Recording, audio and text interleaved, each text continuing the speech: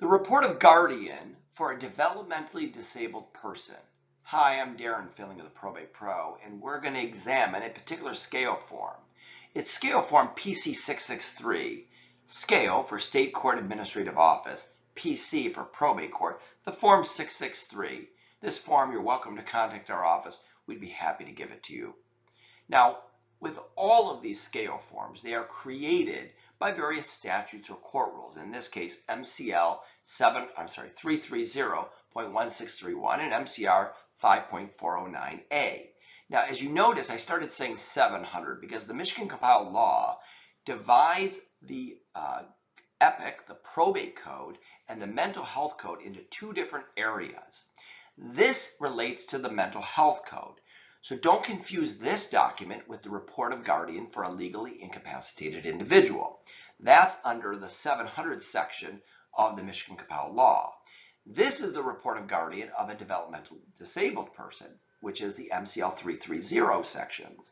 So again, very different statutes, although the terminology gets confusing because it's called a guardian, and often it's hard to discern the difference between the two. So there's a few cues. One is, if the case number ends in the letter DD, that stands for developmental disability. If it ends in GA, it stands for guardianship, which would be under the probate code. Again, with all of these statutes, with all of these court rules, and these types of forms, we strongly urge you to work with a skilled, competent probate lawyer. You can be assured with a good lawyer, you're going to be able to navigate through this process with a lot more confidence, understanding the language, and less risk that you're going to make a mistake as it relates to filling out the wrong form or making mistakes through the process. So again, this form is used in a very particular context.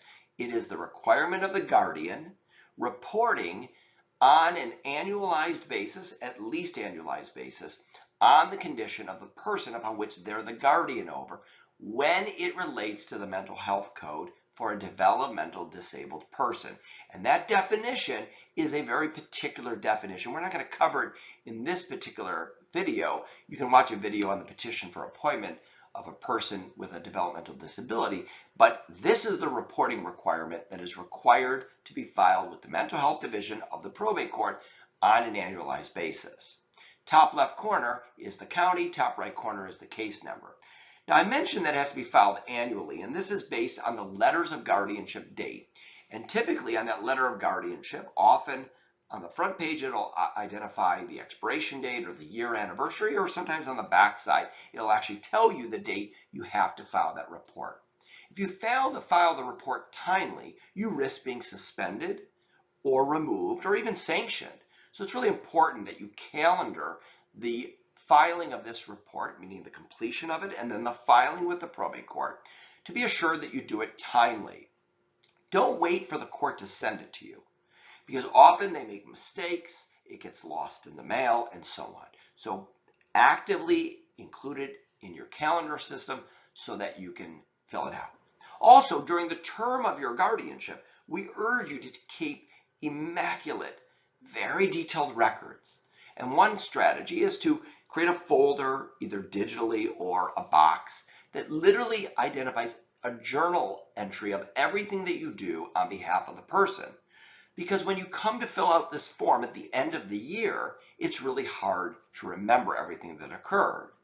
And if you are asked or audited in any way by the court, you'll have all that information readily available. So you'll see as we go through this form that it asks for information, sometimes generalized and sometimes very specific.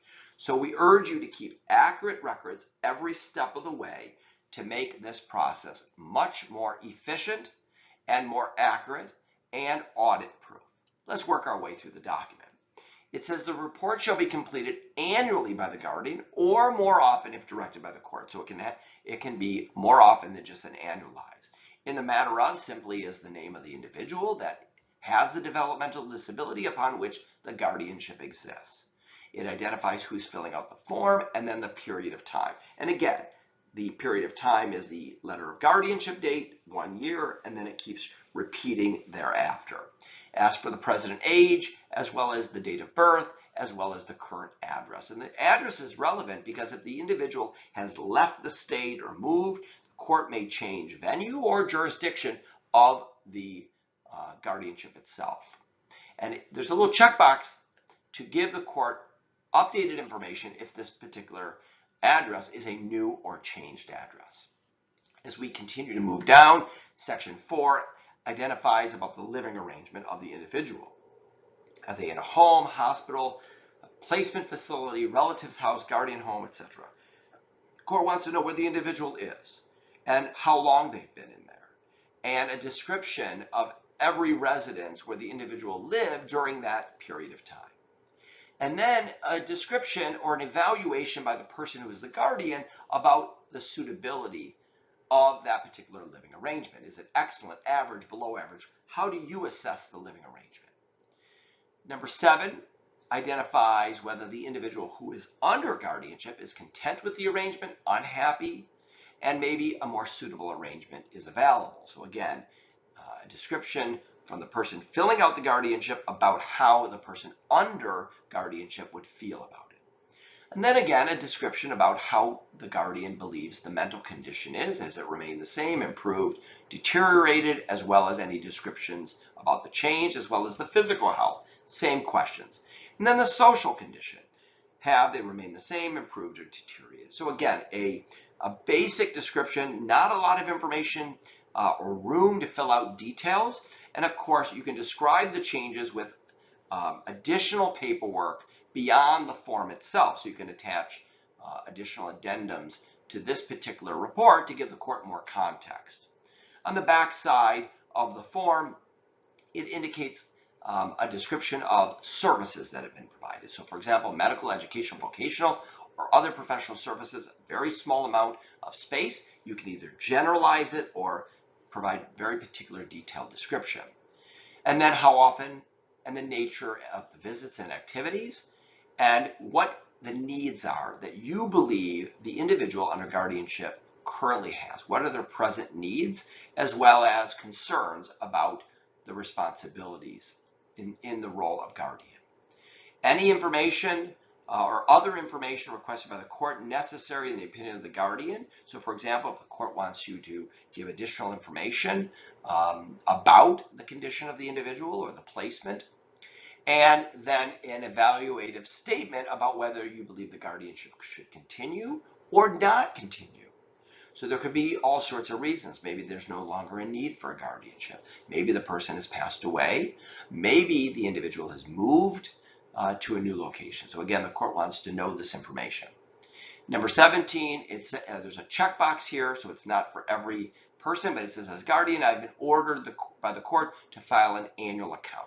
An annual account relates to finances, financial information, and that's a separate form. I provided a description on how to fill out that form in basic form in another video. But again, the annual account is often required in a guardianship of a developmental disabled person, depending on whether the guardian is the guardian of both the person, which means their well-being, and the estate, which may mean legal and financial. So again, depending on your role and what's been ordered by the court will dictate whether number 17 is a requirement or not.